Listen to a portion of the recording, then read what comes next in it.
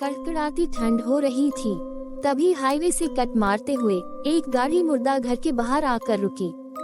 उसमें से एक औरत प्रियंका और एक आदमी मोहन निकलकर सीधे मुर्दा घर के अंदर भागे, जहां पहले से ही एक इंस्पेक्टर रोहित मौजूद था और उसके साथ ही उस मुर्दा घर का इंचार्ज भी, जो नशे में धुत था। तुम्हारा ही लड़का मरा है क्या? इधर आओ, लाश दिखाता हूँ। ए, पागल हो गया है क्या? तू कैसी बात कर रहा है? उनका बच्चा मरा है। साहब, यहाँ रोज किसी न किसी का कोई मरता रहता है, किस किस का ख्याल करूँ? तुझे चर्बी चढ़ गई है, चल साइड हट। माफ कीजिएगा, आइए इधर आइए। इंस्पेक्टर माफी मांगते हुए उन्हें सफेद चादर से ढकी हुई लाश के पास ले गया। आपने तो अस्पताल के लिए कहा था और अब मुर्दा घर में एक लाश के पास खड़ा कर दिया। ये आप लोग हमारे साथ कैसा मजाक कर रहे हैं? विक्रम को तो हम अभी एक हफ्ते पहले हॉस्टल छोड़कर आए थे, वो वहाँ कितना खुश भी था। अब हम यहाँ मुर्दा घर में क्या करने आए हैं? प्रियंका संभालो अपने आप को, इन्होंने बस चेहरा पहचानने को ही बुलाया है। मोहन प्रियंका को समझा ही रहा था कि इतने में पुलिस वाले ने लाश के मुंह से चादर हटाई, जिसे देखते ही प्रियंका अपने बेटे विक्रम का नाम लेकर चीखते हुए रोने लगी। जवान बेटे की लाश को देखकर मोहन भी अपने आप को रोक नहीं पाया और फूट फूट कर रोने लगा। फिर अचानक मोहन उठा और इंस्पेक्टर के गिरवान को पकड़ते हुए दीवार में सटा दिया। बता क्या हुआ मेरे बेटे के साथ? बोल, वरना मैं खड़े खड़े तेरी वर्दी उतरवा दूंगा। होश में रहकर जुबान खोलिए मोहन खन्ना, मैं आपके टुकड़ों पर पलने वाला कुत्ता नहीं हूँ जो आपकी धमकियों से डर जाऊंगा। अगर अभी आपने अपना बेटा नहीं खोया होता तो मैं आपको बताता कि खड़े खड़े और भी क्या करा जा सकता है। खैर, आपके बेटे की लाश बॉयज हॉस्टल के पीछे बरामद हुई है। वहाँ मेरा बेटा पढ़ने गया था और अब लाश बनकर लौटा है। वहाँ आखिर ऐसा क्या होता है? मौत का तांडव होता है वहाँ। ये कोई पहली लाश नहीं जो वहाँ से आई है, पहले भी कई मौतें हो चुकी है, पर गुत्थी कोई नहीं सुलझा पाया। जिसने भी कोशिश की मौत ही पाए। खन्ना सर, आपसे वादा रहा, ये गुत्थी मैं ही सुलझाऊंगा और उन्हें जेल तक पहुंचाकर ही दम लूंगा, फिर चाहे उसके लिए कुछ भी हो। जवान हो, जोश है, कर लो कोशिश, बाकी समझदार तो दूर ही रहते हैं वहाँ से। इतना कहता हुआ मुर्दा घर का वो इंचार्ज बाहर चला गया और जाते जाते इंस्पेक्टर को ये चुनौती भी दे गया। वो क्या कोई भी इस केस को नहीं सुलझा सकता, क्योंकि इसके पीछे बहुत कुछ रहस्यमय है। लेकिन इंस्पेक्टर भी अब ये ठान ही लेता है कि वो अब सच का पता लगाकर ही रहेगा। इसलिए वो अगले ही दिन हॉस्टल में एक कॉलेज स्टूडेंट बनकर पहुंच गया। लेकिन यहाँ पहुँचते ही उसे बहुत अजीब लगता है और वो सोचने लगता है, एक पहाड़ी के आखिर में यूं खाई के पास भला हॉस्टल कौन बनाता है?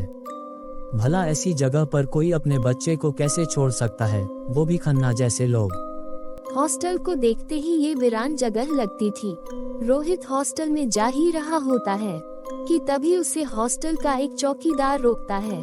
कहाँ चले बाबू? हॉस्टल में एडमिशन लेना है। एडमिशन लेना है तो रात में आइए, दिन में यहाँ कोई काम नहीं होता है। क्या दिन में कोई काम नहीं होता? क्यों? अरे नहीं होता है, मतलब नहीं होता है। क्या, क्यों, कैसे? ज्यादा सवाल न करो बाबू, चले जाओ।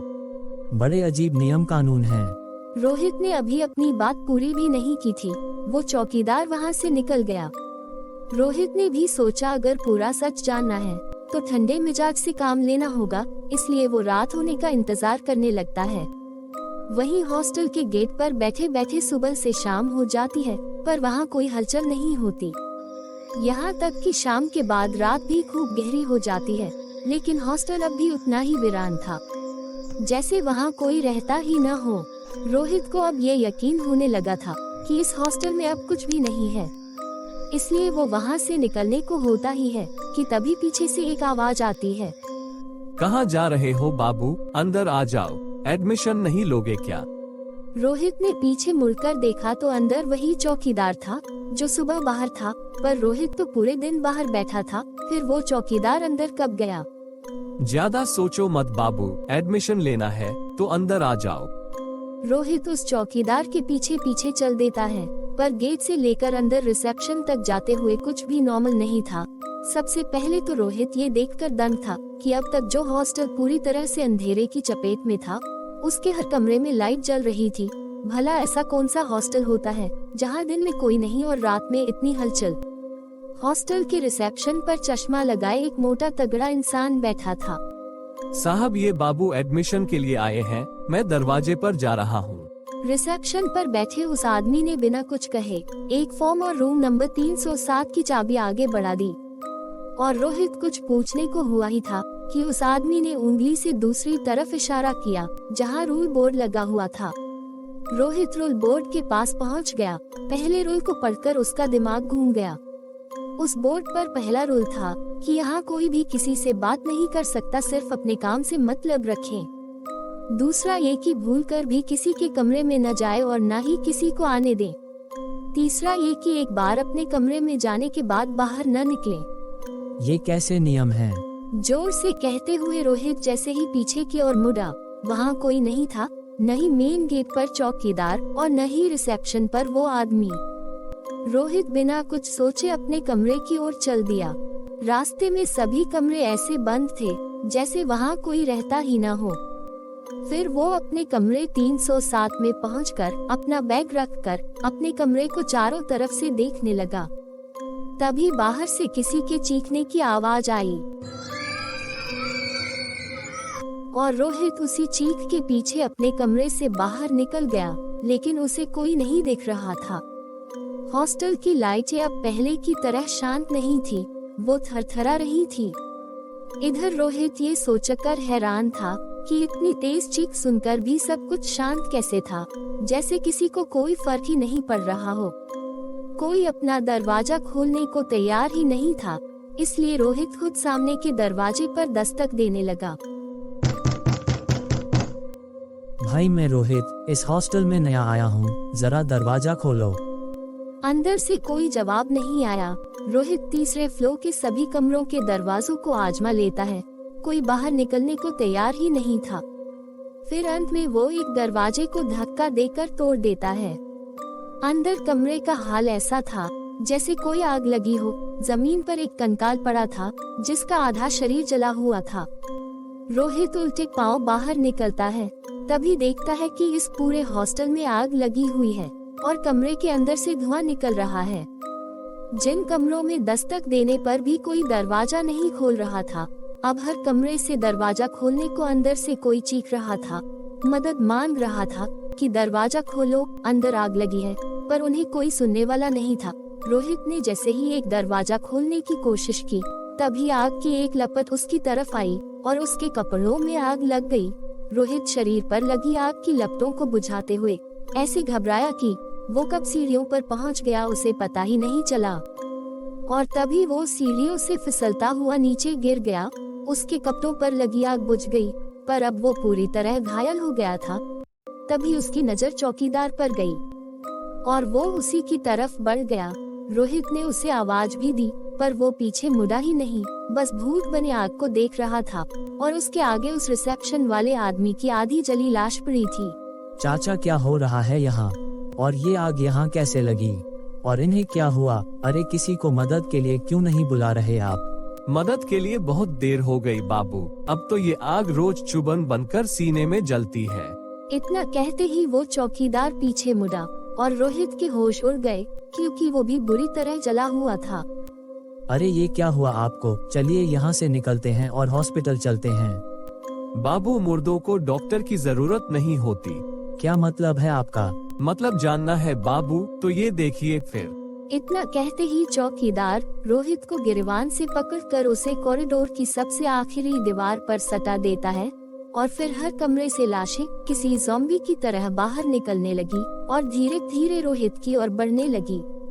पर रोहित दीवार में ऐसे चिपक गया था कि हिल भी नहीं पा रहा था। तुम मेरे साथ ऐसा क्यों कर रहे हो? मैंने तुम लोगों का क्या बिगाड़ा है? अरे, तुमने तो उस बच्चे को भी नहीं छोड़ा जिसे तुमने कल मारा था। क्यों छोड़ता बाबू, क्यों छोड़ता बताइए। जब हम लोगों को जिंदा जलाकर मारने वाला भी एक बच्चा ही है। बात करीब 6 साल पहले की है, जब इस इलाके में सिर्फ एक ही हॉस्टल था, बॉयज हॉस्टल। काफी नाम था इस हॉस्टल का, जिसे देखते हुए किसी और ने भी यहाँ एक नया हॉस्टल खोला, उसका नाम भी बॉयज हॉस्टल रख लिया और जब पुराने हॉस्टल वालों ने इसका विरोध किया तो उन्होंने कहा, ठीक है, कल से आपको सिर्फ एक ही बॉयज हॉस्टल देखने को मिलेगा। हॉस्टल वाले शांत हो गए। उन्होंने सोचा वो हॉस्टल का नाम बदलकर कुछ और रख लेंगे। क्या रखेंगे ये अगली सुबह पता चल ही जाएगा। लेकिन उस सुबह से पहले एक रात आई और उसी रात बॉयज हॉस्टल में एक नया लड़का एडमिशन लेने आया। रिसेप्शन ने उसे कमरा नंबर 307 दे दिया, इस बात से अनजान कि ये लड़का नए हॉस्टल वालों ने भेजा है, जिसने आधी रात में पहले हॉस्टल के सभी कमरों को बाहर से बंद करा और फिर पूरे हॉस्टल में आग लगा दी, जिसे वार्डन और चौकीदार भी नहीं रोक पाए और सब उस आग में झुलसकर मर गए। अब उन्हें क्या पता था कि कल से सिर्फ एक बॉयज हॉस्टल दिखने का ये मतलब था। तब से लेकर आज तक जो भी रात को बॉयज हॉस्टल की तलाश में निकला, उन्हें यही हॉस्टल मिला और बदले में मिली उन्हें मौत। बॉयज हॉस्टल में जिसने आग लगाई वो तो बच निकला, लेकिन अब जो भी रात को यहाँ आता है वही इस हॉस्टल में मरे सभी लोगों की नजरों में उनका हत्यारा बन जाता है। और इसी तरह से उन सब लोगों ने उस इंस्पेक्टर को भी मार डाला।